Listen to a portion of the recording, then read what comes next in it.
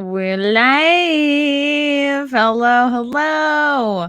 Welcome to another live episode of the Chrissie Mayr podcast. We are on iTunes, YouTube, Spotify, and SoundCloud. And if you're listening to us on iTunes right now, go ahead and leave a 5-star review, won't you please? I very much appreciate all the reviews that folks have left so far. Really quickly, I want to talk about some stand-up dates. I'm going to be doing stand-up actually this Thursday coming up, this Thursday the 15th at the Stress Factory in Bridgeport, Connecticut. That's a new show, so I'm really excited to do a show in Connecticut. It's been a minute since I've been out there. And then I'm heading to the Jersey Shore, Point Pleasant Beach. I'm going to be with the comedians of the compound on this Saturday, the 17th, at Uncle Vinny's. I think it's possibly at that location, or it's like a different location, but it's under the umbrella of Uncle Vinny's. And then on the 20th, I'll be headlining Jinx on the Boardwalk, both in Point Pleasant Beach, New Jersey. Then I'm heading to New Orleans for the Comedy Theater in New Orleans, August 13th and 14th. And then I'll be with the comedians of the compound in Vegas, September 10th and 11th. And then to Dallas, Hyenas in Dallas. I'll be headlining there September 17th and 18th. For details and tickets, go to my website, chrissiemayr.com. See me live in person. Get hugs and such. All right. Quick shout out to our sponsor, Cushy Dreams. They are my go-to for all things CBD related.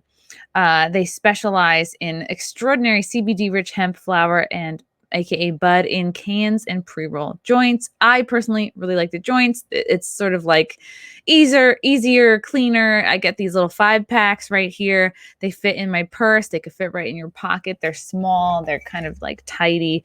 And I have just a couple puffs and I feel like relaxed mind, body, the whole thing. You can enjoy all the health benefits of CBD without getting high. There's under 0.3% THC in these products. It's cannabis that ships directly to you and it's legal in all 50 states. Join the men and women who are sick of vapes and gummies and want to smoke their CBD. Looks like high quality marijuana, feels like high quality marijuana, but it's not. I mean, it's from the plant, but you're not going to get high.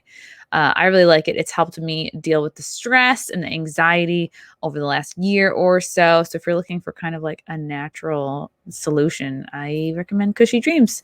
Each batch is slow cured for 2 to 4 weeks to guarantee maximum freshness and preserve flavor in cannabinoids. And it's grown here in the USA. Cushy Dreams has CBD flower in pre-rolls and in the tins there. They come in specific indica sativa blends like energy, relax, hustle, create, dream. So if you want to be a little bit more up, maybe you take the hustle blend. If you want to be a little bit more relaxed before bed, do like dream or relax or whatever.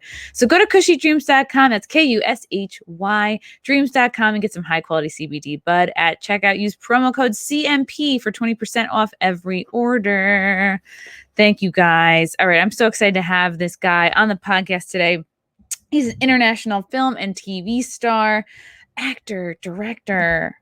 He's very impressive. I'm very honored and thrilled he could be with us here today. Nick Searcy, how are you? Chrissy, I'm very good. Thank you for having me on. It's going to be fun. It is going to be fun. Tell the good people a little. Oh my God, we got a super chat already. This is wild. This is the earliest I've ever gotten a super chat. Okay, I was going to have you talk a little bit about your background, but maybe this will lead into it. Super chat from Okie Native. Oh, snap. Will you ask Mr. Searcy if people ask him about being a war hero and having Sharon Stone as his cousin or just weirdos on the internet? Yes, that's a reference to Head of State. I was the guy who ran against Chris Rock in Head of State, and that was my character's speech would always go, "It's my turn to be president because I'm a war hero. I've been vice president for 8 years. I'm a war hero, and I'm Sharon Stone's cousin." Really? Wow. Even more credits than I realized. Hey, am I the oldest person you've ever had on your podcast? I think Roger Stone might be older than you. Yeah, he's older than me. Yeah. So there. So there Good, you go. good. At least I'm not the old man. Like every time I get a part now, I'm the oldest guy there. That's why. Really what like I mean, I think if you get a part like on what was it? Not CSI or something, but I used to like sort of dabble in the acting world, and by dabble I mean just try to do background roles. Yeah. And I was not union, but like I would start getting these calls for like, do you want to be a corpse, do you want to be a dead hooker, and I was like, no, I just feel like I could set the bar a little bit higher than dead hooker. But so I think if you have to play a dead body, then maybe that's like, Well, that's harder than I've played dead bodies before. It's harder than it looks. You have to control your breathing. right. You're right. You have to just be like, Your chest going up and down. That's not dead. yeah, you got to breathe through your nose only. That's gotta be hard. I'm gonna practice that tonight. See if I What can you like. really have to do is just try practicing breathing without your chest moving. That's all it is. You got to breathe into your stomach or something, or into your back. Or breathe like really shallow. Yeah, That yeah. sounds terrible. Shallow breathing is hard because then you're moving. But yeah, it's not easy. What was your? How did you? Okay, let's get into your background. How did you get into the acting world? Dead people don't breathe, says the chat. Um, yeah, Well, yeah. Tell the good people about yourself a little bit. well, long story short, I always wanted to be an actor. I decided when I was 12 years old that's what I wanted to be. A lot of my relatives were preachers, so they were performers on stage. So, and I thought for a while I wanted to be a preacher, but then I realized that I liked the acting thing. So I just sort of did a lot of plays in high school and college, and did the move to New York thing. And I was in New York for 7 years, or 82 to 89.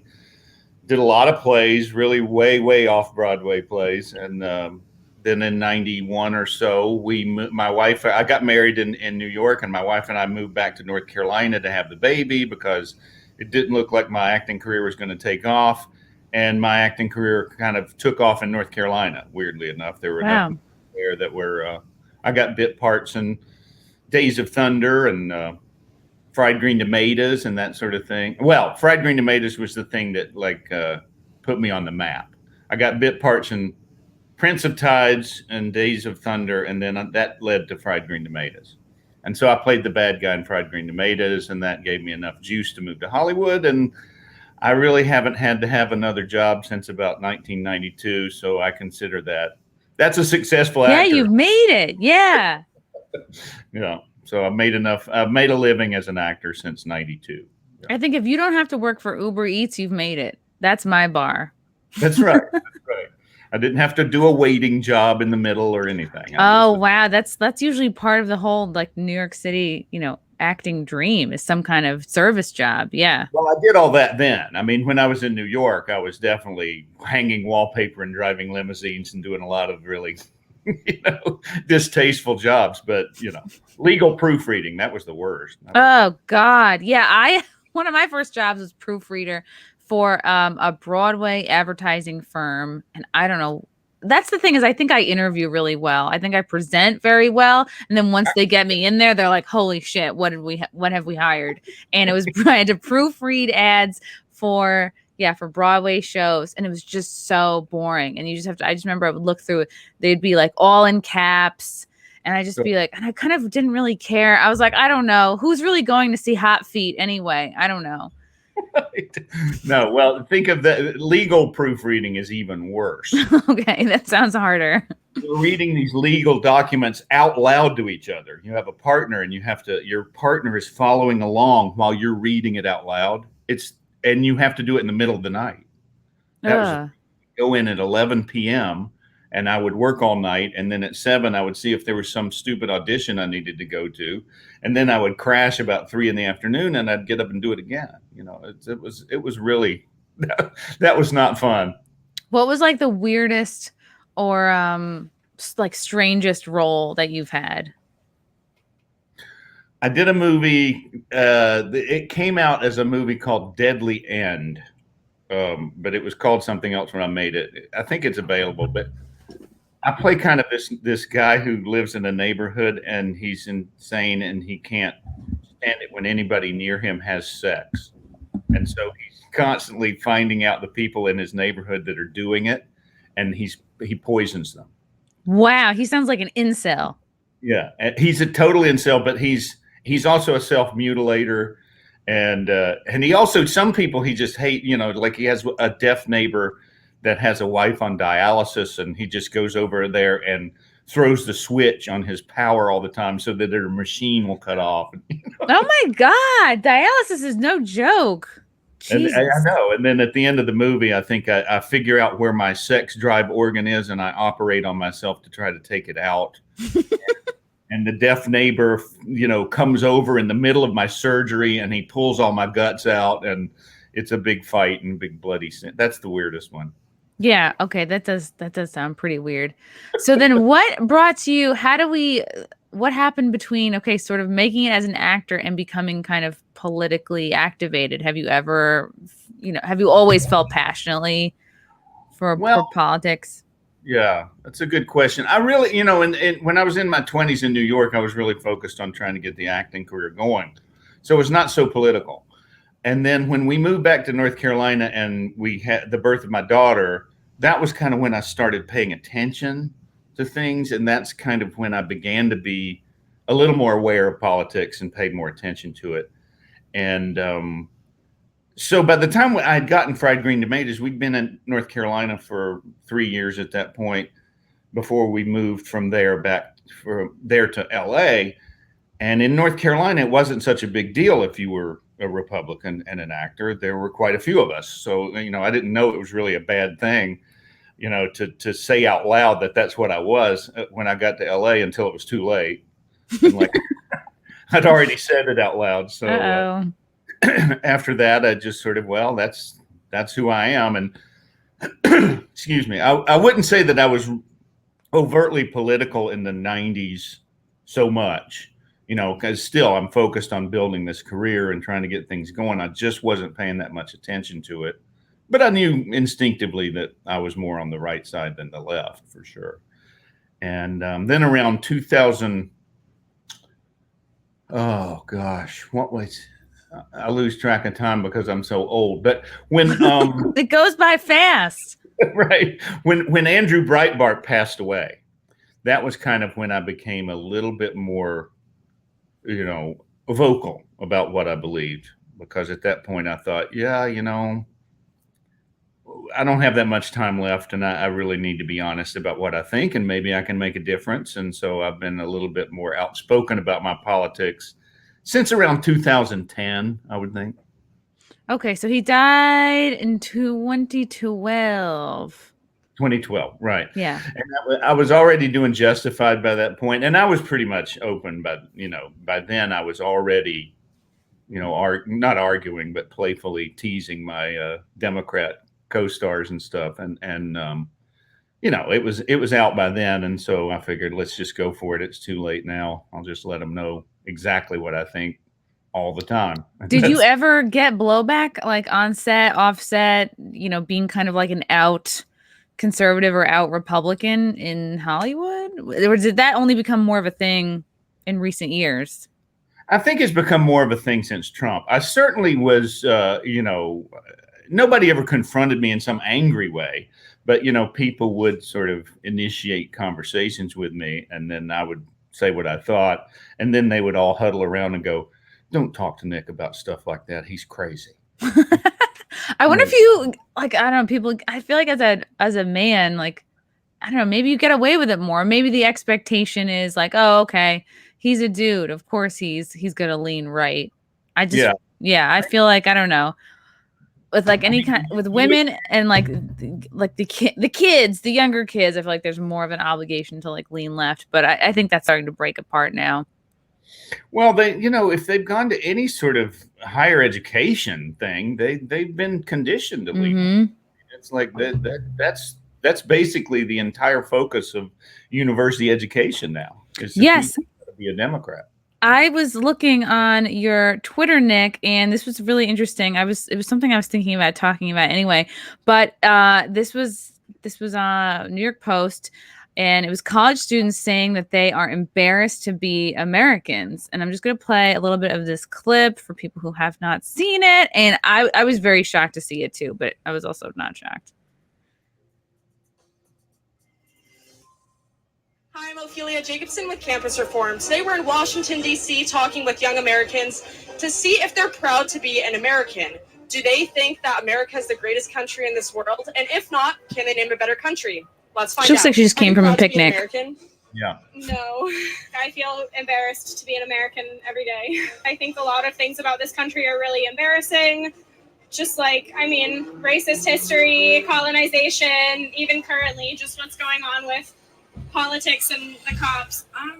Not really in this climate. No, like, I'm a black person, so obviously. Oh, okay. Oh, yeah. I didn't know. You know, there's like Yeah. religion that comes with that. It's weird. I know black people who like America. I don't know. I think sometimes it's just a little embarrassing. What's in that box? Claim to, like, support I bet it's not money for people in a third world country. Right. It's her fucking bathing suit that doesn't fit. It's going back to Amazon. Right. Be proud of what? And what is there to be proud about if you're black and being like, you know, because it's just like still a lot of stuff that goes on for black people. I don't know. LeBron James, maybe? Yeah. For me, I think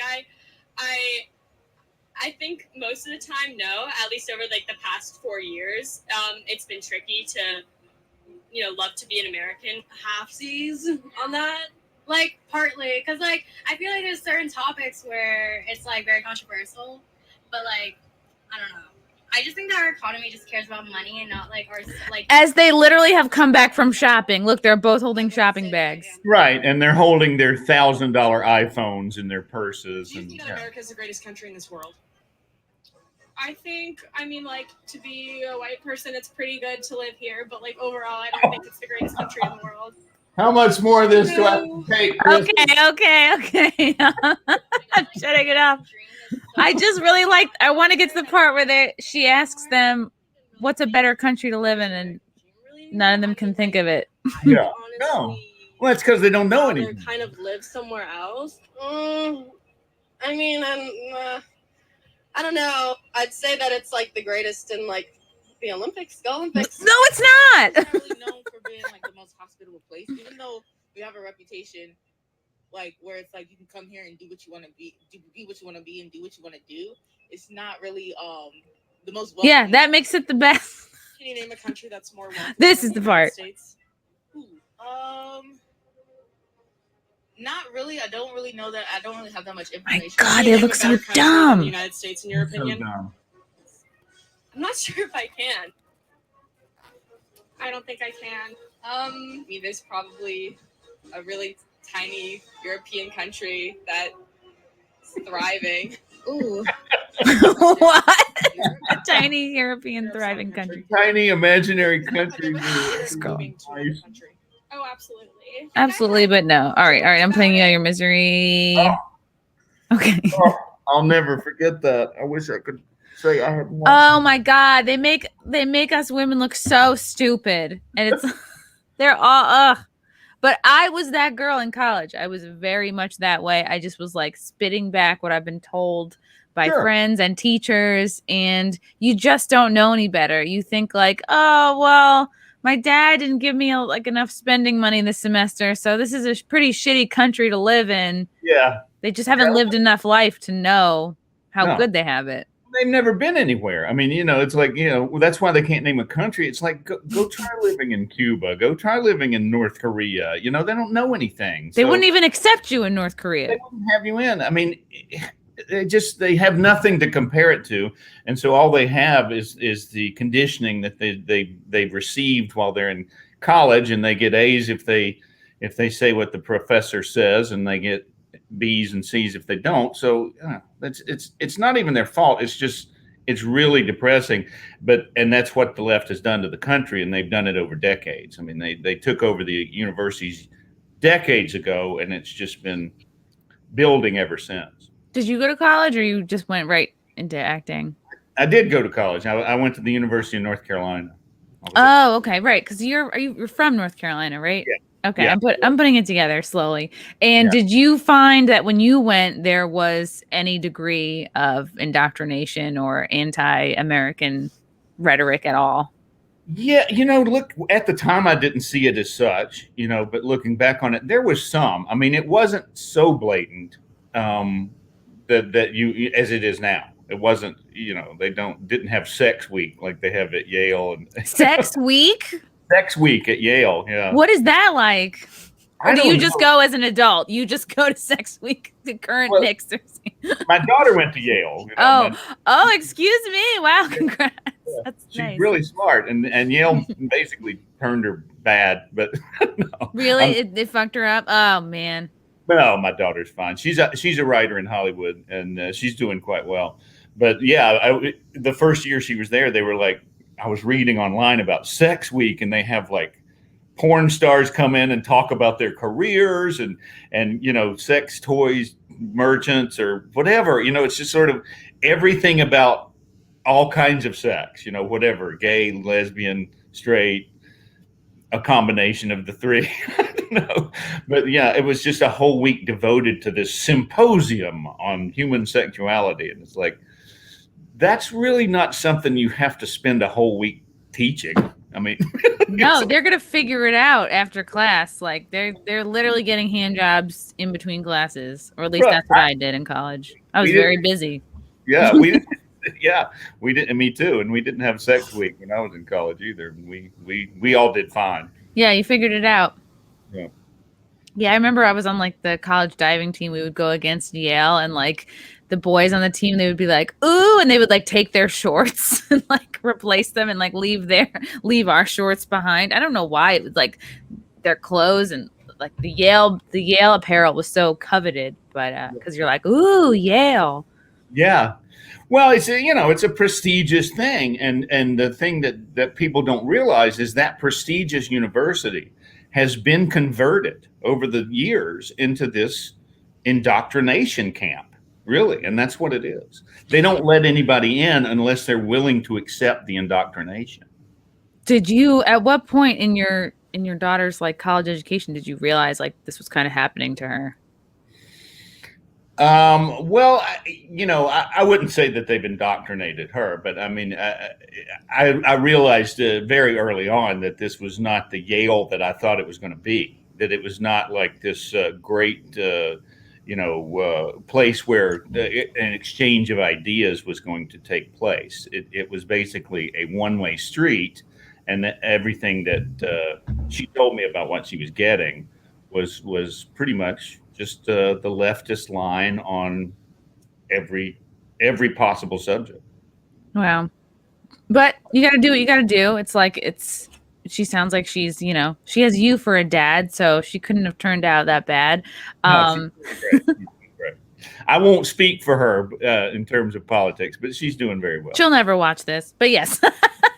And at what point, let's bring us to, because we were both there on January 6th. What brought you to a point where you were like, because I know for me, I felt like called to be there. Like I was there for the rally in November. I was there in December. And I was like, I just feel like I have to be here for this and see what's really going on. Mm-hmm. In all honesty, I didn't know why I went. I just I wasn't planning on going. My wife and I had a trip planned to North Carolina that we were going to go and stay for a few weeks. And, but that was the day after. And my buddy who I made a movie last year called America, God Shed His Grace on Thee, which was a documentary about the Constitution. And you can buy it right now at shedhisgrace.com. But, and that movie turned out very well. It's on salemnow.com too. You can buy it there. But the guy that I made that film with was going. And he just said, "Why don't you go?" And I said, "I don't know. I don't like rallies. I've only been to one in my life. I was a Trump supporter. I voted for him, but I was like, I don't know." But then I decided that I kind of look good in red. I don't know. I decided at the last minute. I said, "Okay, let's go. I'll just go see what happens, and then I'll just go from there down to North Carolina. It'll be on the way." So yeah, that's what I just decided to go like 2 days before, and I took my little selfie stick and my iPhone and made a lot of footage there. And then of course everything happened the way it happened, and I made a lot of jokes when I was in North Carolina about, I'm hiding out from the FBI, but the FBI was actually looking for people. I didn't know Oh my that. God. Yeah. Joke, So Yeah, friends of mine have been, contacted by Oh. them, and it's like they weren't even inside. It's like, what? How is this what we're spending our time on? And like we're just letting everybody go free who lit a building on fire last summer. Yeah. Well, I'm making a movie. I'm making a movie right now, a documentary about the people who went to Washington and about what's happening to them. And I guess that's God put me in that place where that's why I went to Washington. Like I said at the beginning, I didn't know why I went. I think this is why I went, because I was there. I made took a lot of footage, and the movie's about how what I saw doesn't match up with what the media is showing you. All the media shows you is this, this small group of violent people. There were 2 million people there. I mean, it seemed like 2 million people. Did it seem that way to you?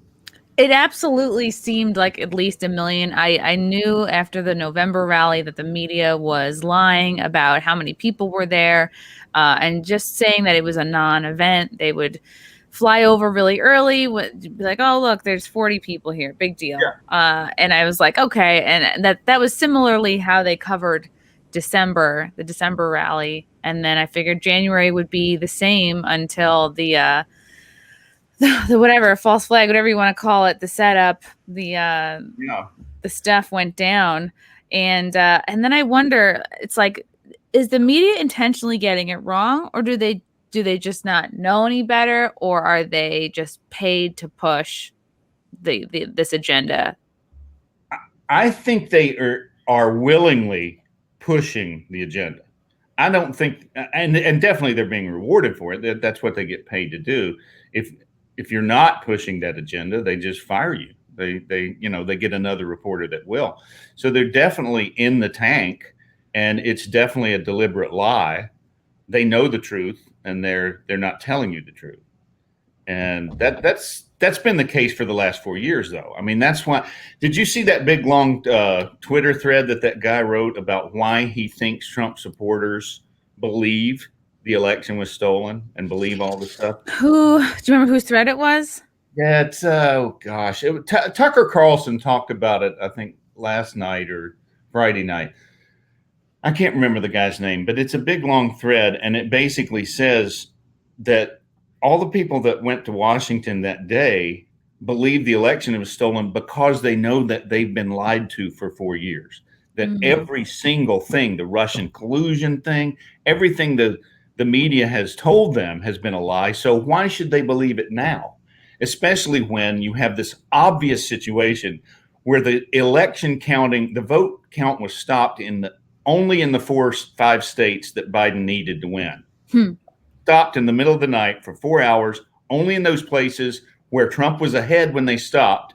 And suddenly you wake up the next morning and miraculously hundreds of thousands of votes have been found. Yeah, we were like celebrating. It was like so clear that he was going to win. It was like 2, 3 in the morning, and he was way ahead. Yeah. I lost you, Chrissy. Are you gone? Well, now it's the Nick Searcy show. Let's hope Chrissy comes back and joins us. Still here. I just took over your show. Good. I was going to warn you, like if or when the cord goes out, just take it away. But I'm sure you did wonderfully. Yeah. So without getting too much into it, a large chunk of the American people feel like they've been lied to for 4 years. There was a lot of suspect activity. And right, if the mainstream media can focus on like how violent and how crazy the day was, well, then they won't address what's behind it, which is like millions of people feeling wronged, feeling lied to, feeling like their voices aren't heard. And also, they mischaracterize why people went.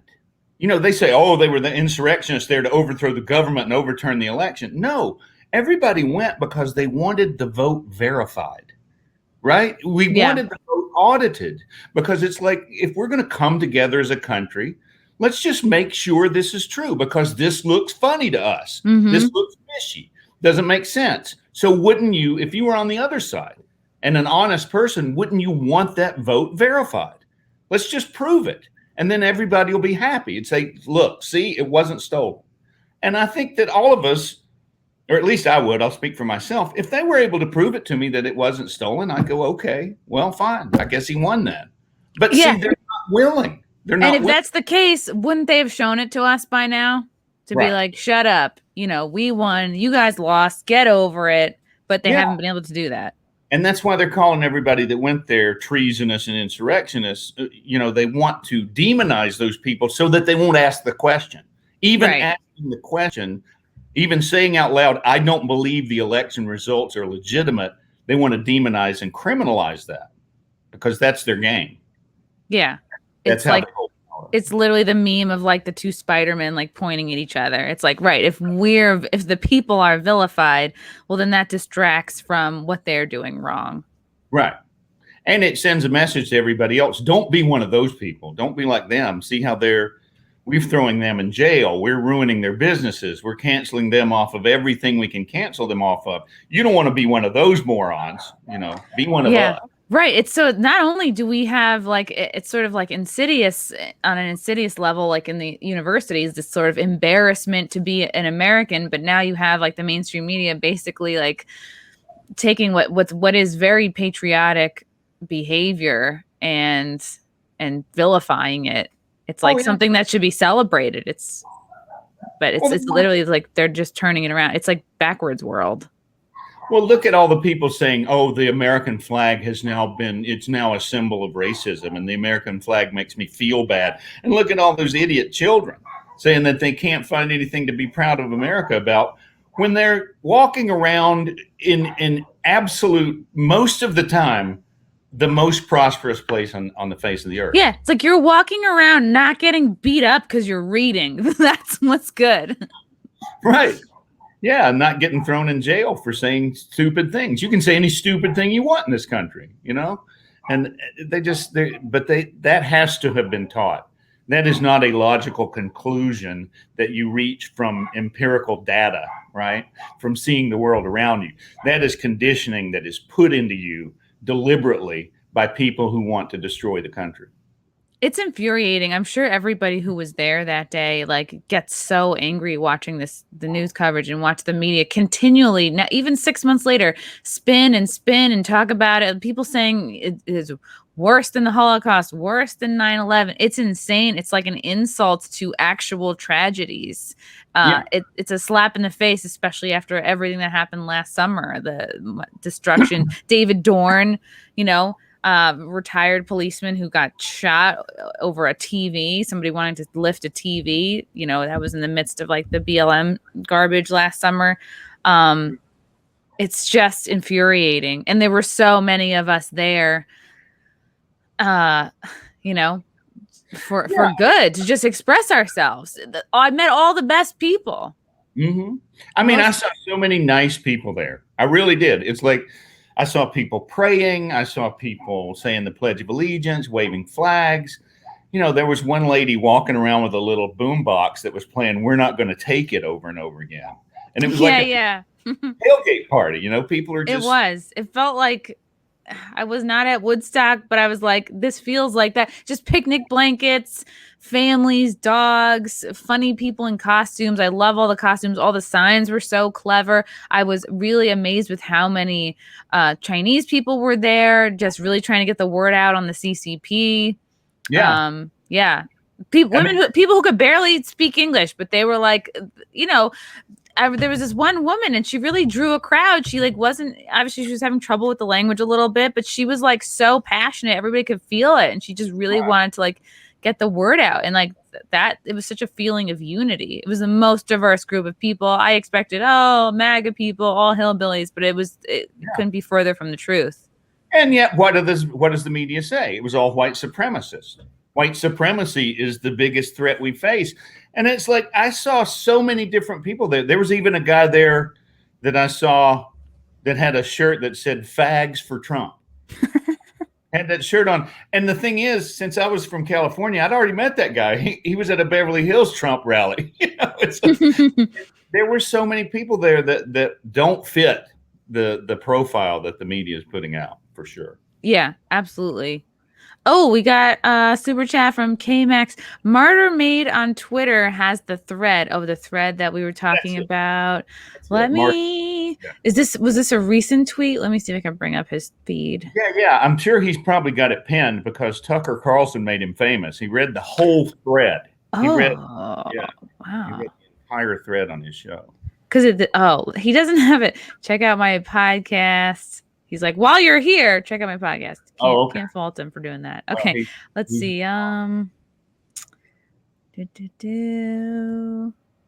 It starts out with something like, I've talked to enough boomer Trump supporters to know why they think the way they think, basically.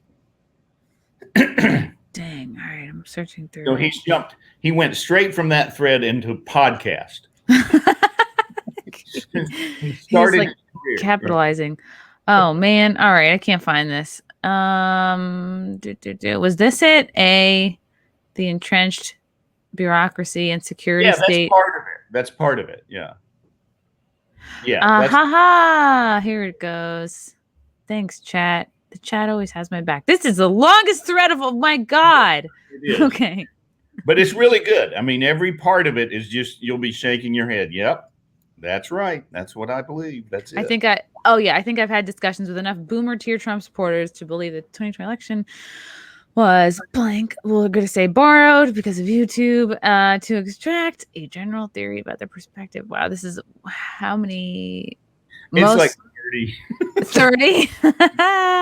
We can't go through the whole thing, but it's midnight ballots. Yes. They're they're not acknowledging all the stuff that we saw with our own two eyes. Yeah.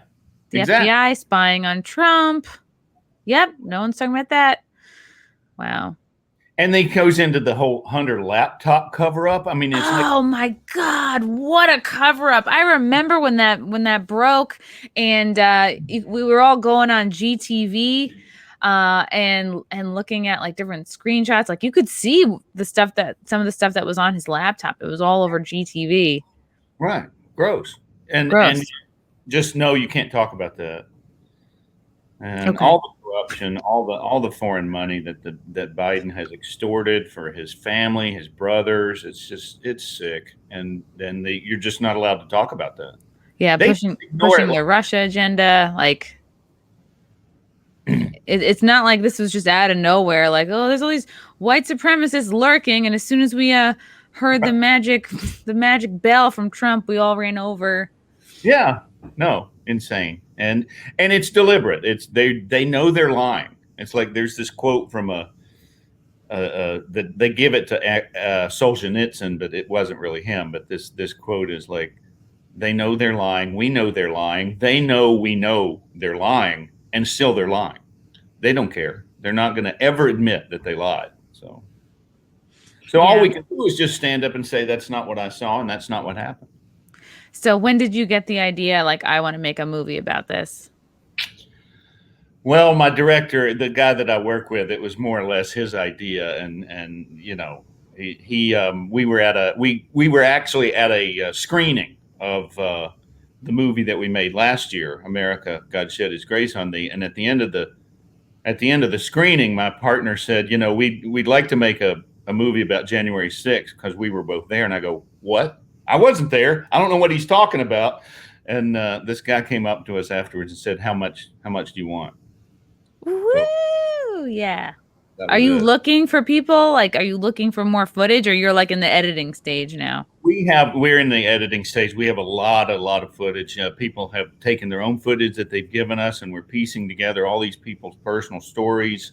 And, you know, we're talking to people who never went in the building, who were thrown in jail, solitary confinement for 3 weeks and charged with a misdemeanor, you know, of entering a restricted area, which was like, there weren't any signs that said this area is restricted. I mean, these are people that never went in the building, and they've got a 70-member SWAT team, you know, FBI's and SWAT team coming to their house at 6 a.m.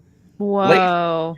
Lasers on their chest, dragging their family out of the house, handcuffing their 12-year-old daughter. I mean, this is real police state stuff. And hopefully Wow. we're going to be able to just get it out there so that people can see what's actually happening. They are terrorizing citizens who went to Washington on January 6th and never did anything wrong, never broke one window, never went in the building.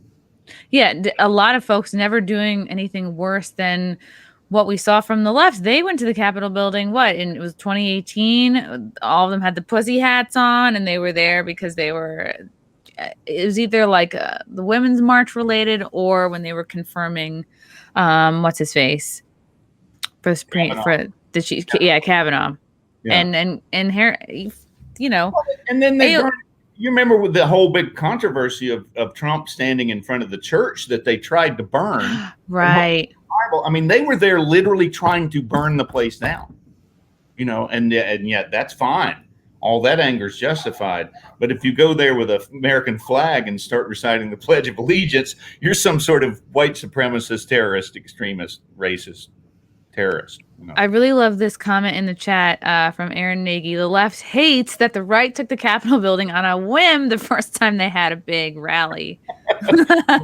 That's funny. I mean, it was never it was like just a planned marching point. Like we were going to go to the Ellipsis in the morning and then we're going to go to the Capitol building at 1. And it wasn't like, get ready. This is it. Don't get scared now. It was just like, oh, we're just going to march there too. Just like any other place we've been marching to the whole weekend. And also what we're finding in making this movie is that there were people there, instigators who were there herding people towards the Capitol, that were there intentionally trying to get these people to do something illegal. And the murder of Ashley Babbitt, which they will not release any information about that. It's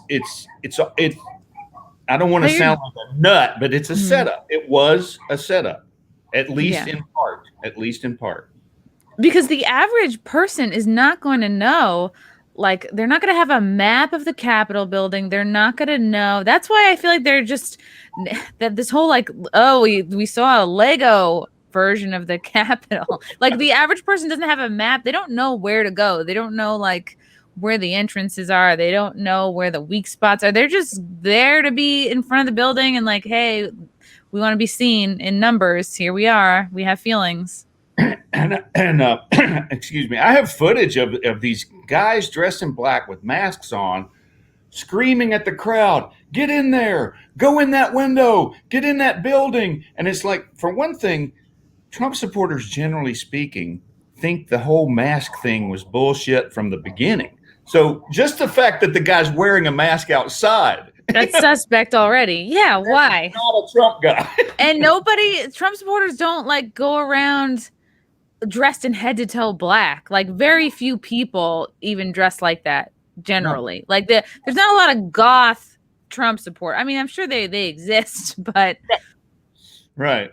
I've met some in disguise. They say, I have to be quiet about my Trump supporting, even though they're goth or right. purple hair, or whatever.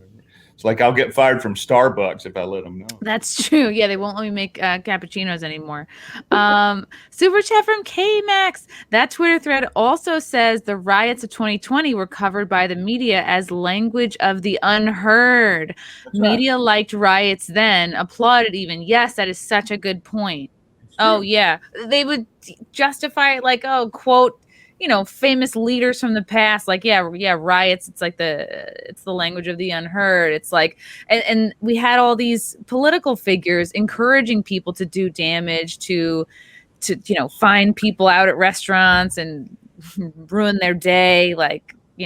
This behavior was encouraged by everyone we're supposed to look up to. And the riots were let go because they wanted to send a message. It's you don't want this coming to your town.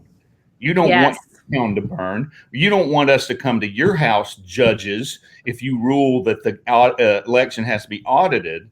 And so by encouraging it and letting it, they're sending the message don't go against us or we'll send the mob after you. Yeah, or maybe a certain verdict in a certain trial went a certain way because people didn't want their towns and houses burnt to the ground. And really, not to get too deep into it, but the whole George Floyd incident, one of the people that we talked to said that, these people that plan these riots know that statistically speaking, 9 to 10 unarmed black men are killed every year by police. And so they were mobilized, ready, waiting for something like this happen. It's not like they had to plan it. They know that this happens 9 or 10 times a year. So they tried to do it with the Jussie Smollett thing. They tried to make that a big deal, a big racial incident. That didn't work. They tried it with other things. But the George Floyd thing worked. They've tried it before. Yeah, they've been fishing for this. Yeah, they've been waiting for it, and they knew it was going to happen eventually, and it was all deliberate after that. That's really interesting. George Floyd, he should not have died that day. That, what happened to him was wrong, but they have basically deified this career criminal.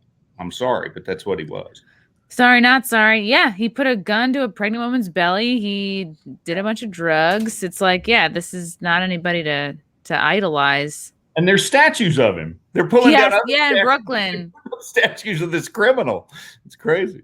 Yeah, it's like, again, not setting the bar very high for somebody to look up to. This is something I want to get your take on. This is an interesting from the chat. They are encouraging conservatives to flee urban areas and move to rural ones. Do you think they're, you know what I mean? Like, they know that that's the effect, but we even have conservative influencers like Jack Posobiec. Every day he's like, get out of cities. Like, the crime is unreal. It's crazy. New York, Chicago, anywhere with a Democratic mayor, it's kind of going to shit. Do you think, I don't know, is the left or the elites or the deep state, like, do you think they're like, maybe they're using this to their advantage? Like, they're going to buy up like a lot of buildings in a lot of these cities, and I don't know. I think so. I mean, I think it's two things happening. I think conservatives, I've been joking for years that all the sensible people are leaving California. And even more of my friends now are like, why are you still there? They're in Tennessee going, look at this house. Why are you still in LA? And I think there's a combination of that, and the Democrats who are control these cities, they certainly don't care if the conservatives all leave. That really solidifies their power. And so their power just gets bigger.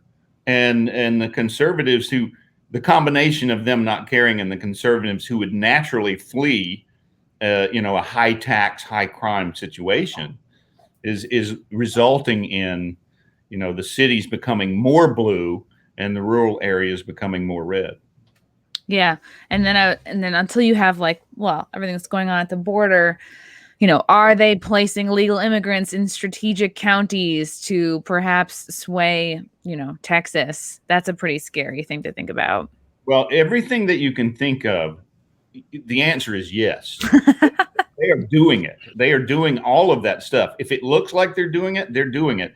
And even when they claim they're not, we know they're lying. They lie about everything. So a friend of mine just said, the other day, it's like, I'm running out of conspiracy theories. They're all coming. Yeah. I have to come up with new ones. Oh, yeah. And it's not like anybody who was banned or thrown off their different social media accounts, like in the wake of the 6th. It's not like they're like, oops, this person's innocent. Let's give them back their accounts. No, like that's not happening with anybody. No, they don't have the possibility for forgiveness in their religion. The leftist religion does not forgive. You go against them once, in Russia, you wind up in a hole. Now they don't have to kill you anymore. The left in America doesn't have to kill you. They can just erase you. Yeah, unless you want to do a bunch of shoplifting in California, then that's allowed. What is it, up to $950? They will not. Well, those rich stores, they deserve it. They deserve to have that. It's people, taking back what these rich people have taken from them. It's like, I want reparations in the form of Gucci sneakers that are not in my size, but I'm taking them. Yeah, it's really insane. And I think it's deliberate. They're deliberately making the cities unlivable unless you are dependent on the state. You can't go there and make your own living. This was an interesting thing that I just saw recently, too, from the chat. Did you see the video recently about the white cop in the Walmart? The black woman was trying to fight him and bit him, and then he defended himself, and now the cop is suspended. Wow, I didn't know that he was suspended. I know that just like I saw a version of the video where they slowed it down. They saw the woman go like, try to like just chomp on his arm, and he was like, no, like get off of me. I mean, what are you supposed to do? Someone's biting you, and then he punched her in the throat. Well, for a while, I have a 21-year-old son. He was talking about being a cop. I was like, no, not now. This is not the time to join the police force, my son. And then he's like, what about a social worker? No, not the No, not the time for that either. I would keep telling him, just be something sensible like an actor. Oh yeah. Be a comedian. I want to show this clip because this is speaking of, people moving to more rural areas. This was Kamala Harris talking about it, and they're just, I don't know, they're running around in circles. I think they're just really trying to say anything they can other than the real reason, which is why they don't want voter ID, is that because they can take advantage of it, and they can, do what they did at a recent election. But here's Kamala Harris talking about why we can't have voter ID. Is agreeing to voter ID one of those compromises that you'd support? I don't think that we should underestimate what that could mean. Because in some people's mind, that means, well, you're going to have to Xerox or photocopy your ID to send it in to prove you are who you are. Well, there are a whole lot of people, especially people who live in rural communities, who don't. There's no Kinko's, there's no Office Max near them. People have to understand that when we're talking about voter ID laws, be clear about who you have in mind and what would be required of them to prove who they are. Hold on a second. At this point, who doesn't one person in each household have an iPhone? Anybody, like, just take a picture of it with your camera phone and scan it in. Like, why would you have to go to a Kinko's? Yeah, she is literally, I think, the dumbest person that has ever been in the Senate, and now the dumbest person she's even dumber than when Joe Biden was vice president. This is definitely the dumbest vice president we've ever had. And she must think that everybody that doesn't live in a city near a Staples or an Office Depot is some sort of illiterate, incapable moron. And she's the moron. I mean, it's ridiculous. Even with a flip phone, if you're still hanging on to your flip phone, which my dad was for many years, you can still take a photo, email it to somebody, or at least text it to somebody with an email. And I just don't think the answer is, well, we don't have a Kinko's. Well, I guess I can't vote this year. And by the way, if your town didn't have a Kinko's, like, I'm pretty sure like you'd be willing to maybe drive to one, but I just don't buy this. I think it's just like very low expectations, or she does know better and she just doesn't know what else to say. Wait, let me see if she says anything else here that's pretty cringeworthy. Of course, people have to prove who they are, but not in a way that makes it almost impossible for them to prove who they are. Impossible? Is agreeing. Wow. Impossible. Impossible. It's impossible to take a picture of your ID. People just can't do it. I think I renewed my driver's license. I didn't even have to take a picture of it. I just went to the DMV website. Yeah, no, it's insane. But you're right. They just don't want to have voter ID because they want to cheat. It'd be like, you ask a bunch of 17-year-old kids if they want to do away with checking IDs when they buy beer. Like, yeah, that's not fair. Well, why do you want to do that? So you can buy beer illegally. That's it's simple as that. They don't want voter ID because they want people to be able to vote illegally. I think one of my first fake IDs was like for Hawaii, and I remember every time I tried to use it, I would just pour on the bronzer, like because I was trying to look Hawaiian. But well, I don't look Hawaiian even in the least. And then I think I eventually got one from Illinois. Those were the days. And now I'm just happy if somebody wants to card me. I'm like, really? Yeah. Oh, you? Yeah. I know. I haven't been carded in a long time. I'd like to have it happen again someday. It's the beard. It's got to be the beard, Nick. Yeah, if I shave off all the gray, I might get away with it. I was dismayed to hear you're not taking any more footage from the 6th, because I had a lot of pictures and videos of me with various dogs in costumes, in like patriotic little costumes. Well, I didn't mean you. I'll take your footage. Oh, wow.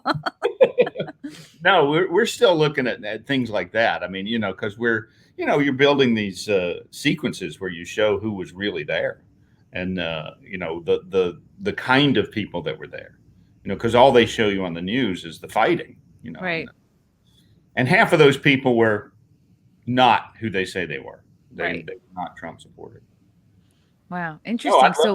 I'd love to see what you shot. That would be Okay, fun. yeah, I have a ton of so much stuff that I haven't even put online anywhere because I just was like, let me pause and see what happens with all this. But that was the same thing I did. I shot a lot of footage that day, and then when what happened, I was like, I don't want to post any of this because they're picking out people that might be in the background and going and ruining their lives. Yeah. I have so much stuff like that. Yeah. And like the costumes were funny. Like, did you see the guy in the skeleton costume that said I voted for Biden 9 times? Like I love that shit. I'm like, that's why we go to these things. Yeah, absolutely. The Fags for Trump guy killed me. He was pretty funny. And like I remember the Chinese group there too, with that big long banner and that long banner about stopping the CCP, and it was just a great crowd. There's people handing out books and like I don't know, just the friendliest, most giving. It felt like a lot of love. It just felt like strength. Absolutely. Yeah, it did. It absolutely did. And of course, that's going to be difficult to get that out because they're going to try to suppress any information that goes against their narrative, which is that we were all there because we're racist, white supremacists who want to destroy the government. Yeah, we had a long time evil plan. It's like, no, we just showed up because shit was messed up. And so there. Yeah. What's your plan for like distribution? Well, we're talking to a number of different people, but I think we're going to find a way to distribute it that's not through the mainstream. I mean, I don't want to say the names right now because yeah. It's still being decided, but you've got a plan. It's going to be a direct buy situation. Okay, cool. We're not making the movie for Netflix. We're making it for people to buy, because the sad thing is, I don't think anybody on the left is going to watch it anyway. I mean, yeah, maybe that's the thing is like you're doing it for the people on the fence, right? You know. Well, basically, we're just doing it to tell the truth. I mean, it's like the movie is really like, this is what I saw, and these are the people that I've talked to that were there, and this is what they saw, and none of it fits what the media tells you it was. That's really the thrust of the movie. Yeah, and it's like you're not seeing examples of like ethnically diverse looking faces that were there on the 6th because they can't point to that person and go white supremacist. Yeah, no, it's I'm friends of all colors and stripes. My friend Tony, who goes by Roof Korean 7 on Twitter, he's a terrific, great guy, Korean guy. I know so many black people that were there, friends of mine, so many gay people there. It's like it's just insane, and they just make it up, and then even when they're confronted with the truth, they don't admit it. Yeah, it's like the lowest form of a lie. It's just like it's so uncreative and baseless, and I don't know, but I'm still amazed every day with how many people are kind of falling for it, and they don't want to think for themselves. They've been conditioned to want to believe that everybody who disagrees with them is evil. So. Yeah, this is interesting. I'm so excited, Nick. Where can people find you, follow you? I know you're on Locals, nicksearcy.locals.com, and you're on Twitter at @YesNickSearcy. Yeah. Anything else I forgot? Well, shedhisgrace.com. You can go and look for the first movie that I made, and the next movie is probably going to be called Deep Fake: The Lies About January 6th. Ooh, nice. And then I'm actually doing some stand-up, which is really no way. Since when have you been doing stand-up? Back in November, I have a good friend named Rodney Carrington, who's a fairly successful comedian, and he had a sitcom on ABC back in 2004, 2005, and I played his best friend on that sitcom. Rodney, how do you spell Carrington? Carrington. Rod Carrington. Rodney Carrington. Yeah. He's a country music performer? No, that's not him. Yeah, that's him. Oh, That's he him. He sings songs too. He does, his stand-up has funny songs in it, and he's a great singer. His songs are really, really great, and they're the highlight of his act. But he and I have been friends for a long time, and back last November, the guy that had been opening for him, couldn't make a few shows, and he just called me up out of the blue and said, I know you've never done this before, but you've done a lot of public speaking, and I thought your speech at Hillsdale College was funny. Do you want to try doing 12 minutes for me? Wow, that's a lot to start with right at the gate. I know. And so I said, well, okay, I'll give it a shot. And so I did. I went out with him for 2 weeks back in last November before Thanksgiving, did 6 shows in Palm Beach and 6 shows in Phoenix. Oh, nice. And then I went back out with him this year. We did some shows in Nashville, and I did a few shows with him in Huntsville, Alabama. And now I'm on July 30th, I'm going to be in Arrington, Tennessee at Dolan's Venue, which is Arrington is about 40 miles outside of Nashville. It's a fairly big place. And then on July 31st, I'm going to be with him at the Barnyard Entertainment Venue in Sharpsburg, Kentucky. Oh my God. It sounds very Kentucky. You're right. Barnyard. I'm following Rodney Carrington right now. I'm sorry I didn't know him, guys. I apologize. I know I should know everybody at this point, but he's really, really funny. But he has a really specific appeal. He has a specific audience, and it's all the middle of the country. If you go to Texas or Oklahoma or Tennessee or Kentucky, everybody knows who that guy is, and not so much on the coast. New York, LA, they don't know who he is. But I know him now. That's so exciting, Nick. And you're liking it? You're liking stand-up? It's fun. Yeah. I mean, Rodney was he gave me really good advice. He said, don't try to be so topical, talk about funny stories about your own life. So most of my act is about how mean my wife is. Yeah, that's great. That's great. That's very relatable. Right. Like one of the big jokes is that, after Fried Green Tomatoes, which kind of put me on the map, I started getting more offers, but they were all for more wife beaters and more Klansmen and more rapists and sexual harassers. And, and I played them all. I mean, let's face it, I've played a lot of Democrats. That's great. Wow. All right. Maybe we could do a show together one day. I would love that. That would be an honor. Although it's kind of, with Rodney's audience, they sort of know me. Like a lot of them know me because they know the sitcom. So I get a little bit of a head start with them. That's great. Good for you. A little bit of a friendly audience. So I'm almost like, there's been a couple of times when people say, do you want to come do 10 minutes in front of me? And I go, I don't know yet. Let me do a few more shows with Rodney. Let me get comfortable, Nice. But I've done 26 shows at this point. So nice job. That's more than like most New York City comics have done in the last year and a half. So I know it's been such a show for everybody. Live performances have just been killed. Yeah, it'll be interesting. But that's what's great about the internet is like you can, if you really want to, have a pretty decent comedy or influencer career and not live in a big city. So right, you can live anywhere now. Yeah. Nick, thank you so much for coming on the pod. It was great to talk to you. I can't wait to see this movie when it comes out. I'm going to check out your other one too. Oh yeah. Yeah. Well, it's really cool. And if you ever do have a show where you need a 12-minute spot, Oh yeah. Yeah. If I need more manpower, I know who to call. Yeah. Because I hear that white males are in real demand these days, especially in clubs. They are with me. I'm going to bring it. I'm going to bring it back. I'm going to make it trendy. Oh boy. I think you guys deserve a turn. All right. Thanks, Nick. This was great. Thank you, Chrissy. Thanks for having me. Talk to you soon. Bye.